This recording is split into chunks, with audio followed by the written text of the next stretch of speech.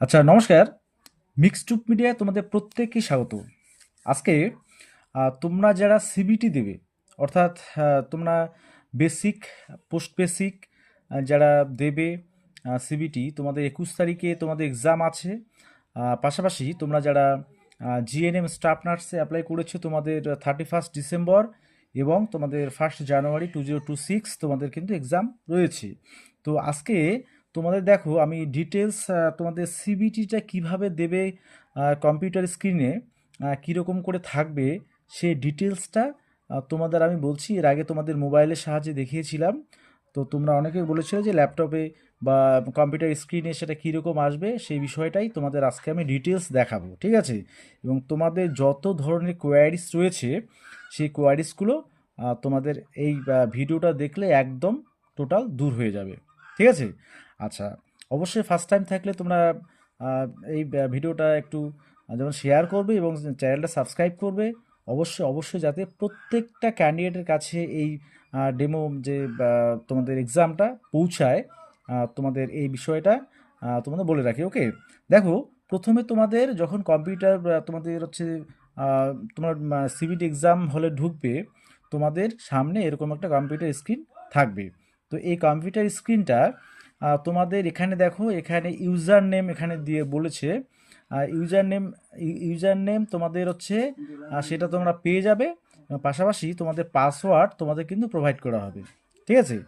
আচ্ছা, সেখান থেকে তোমার ডিটেলস অ্যাডমিট কার্ড যখন পাবে, ডিটেলস তোমাদের দেওয়া থাকবে। এবার এই যে এখানে দেখো লগ ইন অপশানটা, একটু ভালো করে দেখো। এই লগ ইন অপশানটা তোমাদের জাস্ট লগ ইন অপশানে প্রথমের দিকে ক্লিক করতে হবে। তোমাদের সাপোজ যদি 11টার দিকে এক্সাম শুরু হয়, তো এক্সাম শুরু হওয়ার আগে তোমাদের এক্সাম সেন্টারে যারা টিসিএসের কর্মীরা থাকবেন, তারা কিন্তু যথেষ্ট হেল্পফুল।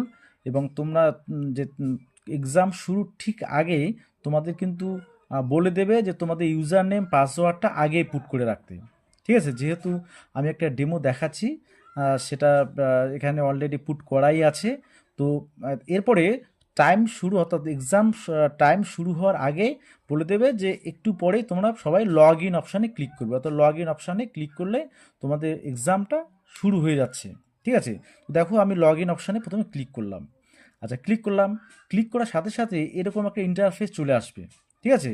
তোমরা কি করবে, এটাকে স্ক্রল ডাউন করবে, নিচের দিকে নিয়ে আসবে। দেখো, আমি এই সাইডটা, হ্যাঁ, ডান দিকে দেখবে। এই যে এইদিকে স্ক্রল ডাউন করবে, এরকমই থাকবে কিন্তু, হ্যাঁ।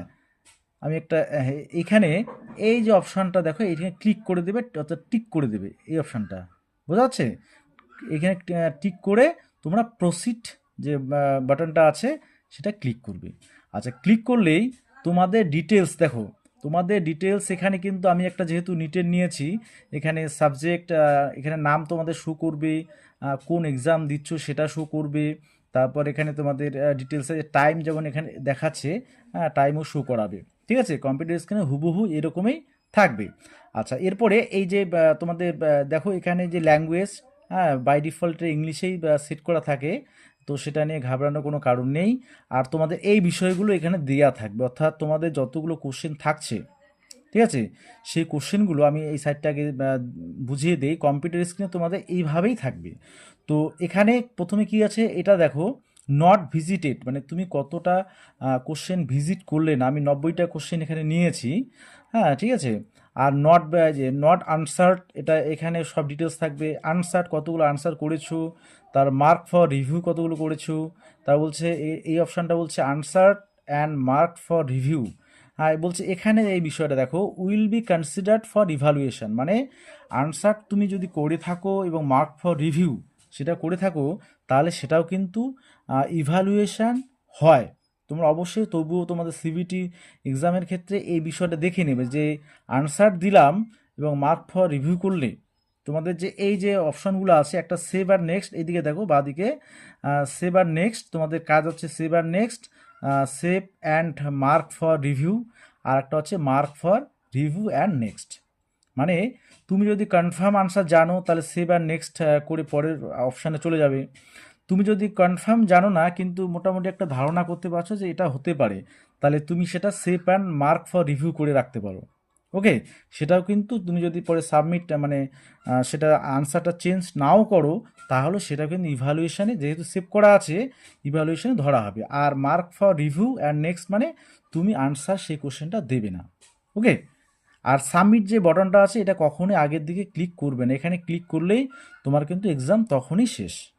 তাহলে দেখো আমি এই যে 1 নম্বর কোশ্চেনটা যে চলে আসছে, এখানে সাপোজ আমি আনসার দেবো, আমি কোশ্চেনগুলো পড়বো, পড়ে আনসার সাপোজ আমি 3 নাম্বারটা, তাহলে এই 3-এর এখানে এই ক্লিক করে দেবো, হয়ে গেল। যদি এটা কনফার্ম হয় আমি সেভ আর নেক্সট করে দিলাম। আচ্ছা, সঙ্গে সঙ্গে দেখো এই দিকে কিন্তু একদম গ্রিন কালার চলে আসলো 1 নম্বর কোশ্চেনটা। আমাদের এবার 2 নম্বর কোশ্চেন চলে আসছে। আচ্ছা, এটা সাপোজ আমি এটাও কনফার্ম জানি, সাপোজ আমি 2 নম্বর দিয়ে দিলাম। ওকে, আচ্ছা এবার কি করব, সেভ আর নেক্সট তারপর করে দেব, করলাম। তাহলে 3 নম্বর কোশ্চেন চলে আসলো। তো এটা সাপোজ আমি দেব না, তাহলে যদি না দিই, যেহেতু নেগেটিভ মার্কিং তোমাদের আছে, না দিলে এই যে অপশানটা মার্ক ফর রিভিউ আর নেক্সট, তাহলে এটাতে আমি ক্লিক করলে পরের কোশ্চেনটা আমি অটোমেটিক চলে আসবে। এটা কিন্তু আমি দিলাম না, এই যে এখানে দেখো যেটা দিলাম না সেটা শুধুমাত্র তোমাদের এই যে ব্লু কালার হয়ে থাকবে। আচ্ছা, এবার এটা দেখো এইদিকে 4 নম্বর কোশ্চেনটা, এটা কি করব, সাপোজ আমি এটা মোটামুটি জানি কিন্তু একদম শিওর নই, তবু আমি আনসারটা দিয়ে রাখবো, সাপোজ এটা 4 দিয়ে রাখলাম, এখানে ক্লিক করে রাখলাম। আমি এটাকে সেভ করলাম এবং মার্ক ফর রিভিউ মানে পরবর্তীতে আমি চেঞ্জ করতে পারবো। আচ্ছা, দিলাম। তাহলে এই যে এটা দেখো 4 নম্বরটা কিন্তু এখানে গ্রিন মানে ব্লুর উপর গ্রিন একটা সিম্বল এখানে কিন্তু থাকছে, তাই তো? আচ্ছা, এবারে তোমরা দেখো পরের কোশ্চেনগুলো একই রকম করছি। সাপোজ এটা দিলাম, এটা আমি যা কনফার্ম মনে করো জানি, হ্যাঁ, এটা দিয়ে দিলাম। আচ্ছা, এরপরে মোটামুটি আমি দেখা গেলো সেভ আর নেক্সট করে দিলাম, ওকে, ঠিক আছে। আর এরপরে তুমি দেখো 6 নম্বর কোশ্চেনটা সাপোজ এটা আমি দেব না, তাহলে mark for review and next করে দিলাম। ওকে, 7 নম্বর আসলো, এটা আমি মনে করো এটা সাপোজ ধরো আমি মোটামুটি একটু জানি কিন্তু কনফার্ম নই, তা তবু দিয়ে রাখলাম। এবার তাহলে আমার অবশ্যই সেভ এবং অ্যান্ড মার্ক ফর রিভিউ এটা করে রাখবো। এবার সাবমিট বাটনে তো আমি ক্লিক করবোই না এখন, তারপরে কোশ্চেন এরকম করে কোশ্চেনগুলো সাপোজ কয়েকটা দিলাম, এটা সেভ আর নেক্সট করে দিলাম। ওকে, আচ্ছা, সেভ আর নেক্সট করে দিলাম।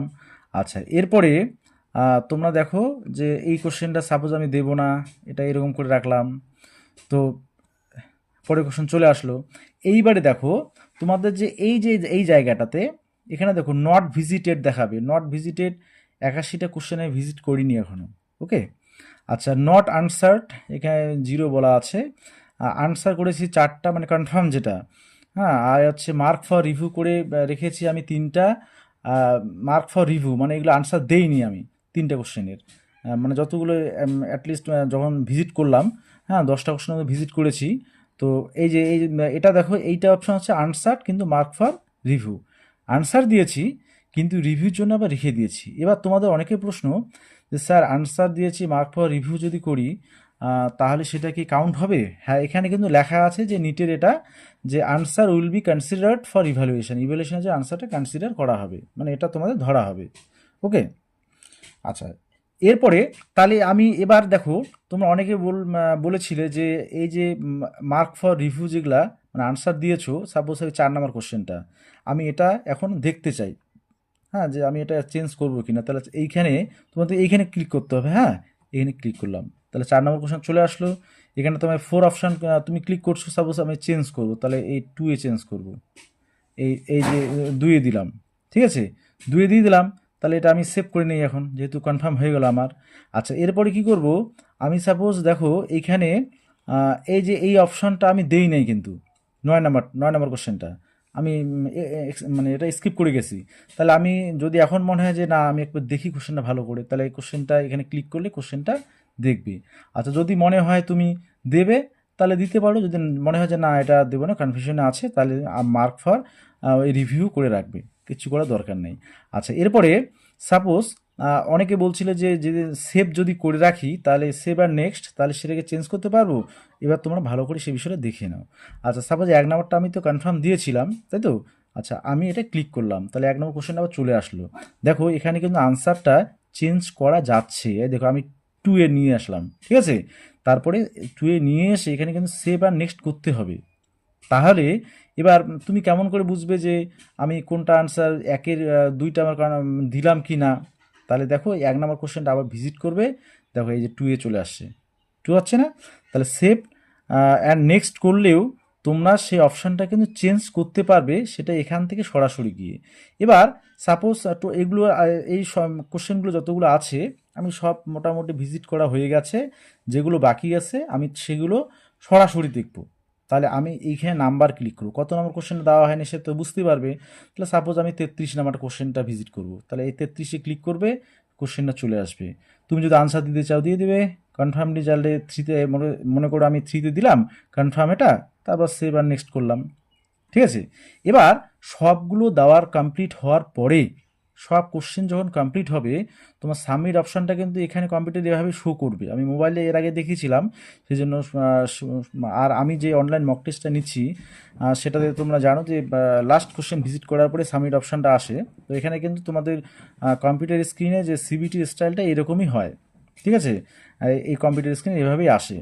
তো এখানে লাস্ট তুমি লাস্ট কোশ্চেন ভিজিট না করেও সাবমিট করতে পারবে, কিন্তু তোমরা সব চেষ্টা করবে সমস্ত কোশ্চেন ভিজিট করার। তো এবার আমি সাবমিট করব, সময় শেষ। তো যদি সাবমিট না করো অটোমেটিক সাবমিট হয়ে যাবে। ঠিক আছে? তোমার টাইমটা এখানে তো উপরে দেখতেই পাবে। তোমরা যদি এটা উপরের দিকে নিয়ে যায়, স্ক্রল আপ করে উপরের দিকে নিয়ে যাও, তাহলে তোমাদের টাইম কিন্তু এখানে শো করছেই। ঠিক আছে? কতক্ষণ বাকি থাকছে। আচ্ছা, তাহলে আমি এবার সাবমিট করবো সাপোজ। তাহলে সাবমিট অপশানে আমি এবার ক্লিক করতে যাব। দেখো, তাহলে আমি সাবমিট করব, তাহলে সাবমিট অপশানে ক্লিক করলাম। তাহলে সাবমিট অপশানে ক্লিক করলাম, ক্লিক করে সামারিটা দেখাবে। হ্যাঁ, তোমার যে এরকম কোশ্চেন, কয়টা কোশ্চেন ছিল এক্সাম সামারি। এবার কি বলছে, are you sure to want to submit for the final marking, মানে তুমি কি ফাইনালি সাবমিট করতে চাও? তাহলে যদি চাও তাহলে সঙ্গে সঙ্গে ইয়েস করে দেবে। ফাইনালি যদি সাবমিট করবে তুমি ইয়েস করবে, আর ইয়েস করলে রেজাল্ট তোমাদের সাবমিট হয়ে গেল। এখানে রেজাল্ট অংশ দেখা আছে, কিন্তু তোমাদের ওখানে রেজাল্ট অংশ দেখাবে না, রেজাল্টটা দেখতে পারবে না। ঠিক আছে? আচ্ছা, তাহলে সাকসেসফুলি সাবমিটেড হয়ে গেল, তাই তো? মানে এইভাবে তোমাদের সিবিটি এক্সামটা দিতে হবে। ঠিক আছে? এটাই ছিল তোমাদের কম্পিউটার স্ক্রিনে মেন বিষয়টা। ওকে।